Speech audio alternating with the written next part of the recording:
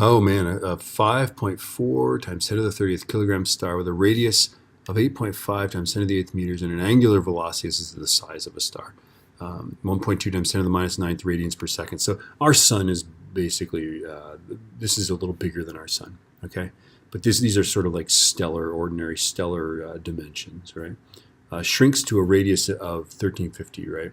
Okay, so this is what the size of a town, maybe, right? A little city or a town. 1.35 kilometers would be a very small city, right? So this thing is a neutron star. And so obviously if it shrinks, it's going to spin faster, okay? Our moment of inertia of a sphere, I believe, is 2/5 mr squared. Now, if I got this wrong, okay, it's not going to matter. I'll show you why, okay?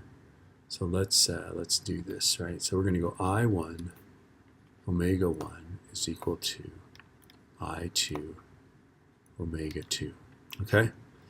Well, I1 is 2/5 mr1 squared omega 1, right? I'm substituting because I'm going to make a point here.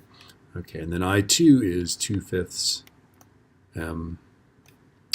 mr2 squared, right? Which, you know, let's assume the star doesn't lose a lot of mass, which is not a good assumption, but that's okay. Okay. Notice that the 2/5 goes away. Notice that the mass even doesn't matter. That's fun, right? All that matters is the ratio of the radii. That's fun, isn't it? Okay, so omega 2 is going to equal this, is going to be just r1 squared omega 1 over r2 squared, right?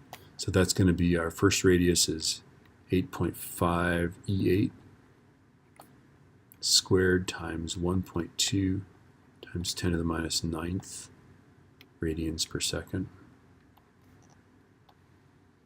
Our new radius is 1350 squared, and now we can do it. 8.5 E8 squared divided by 1350 squared times 1.2 e to the minus 9th. 1.2 nanoradians per second. And I get 475.7 radians per second, right? Divide that by 2, divide that by pi. This is how many rotations. 75 rotations per second. And these are cool. A rotating neutron star is called a pulsar.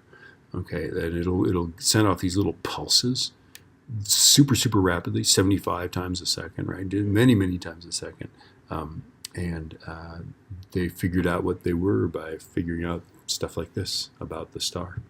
That the only thing small enough and spinning fast enough would be the result of something called a supernova.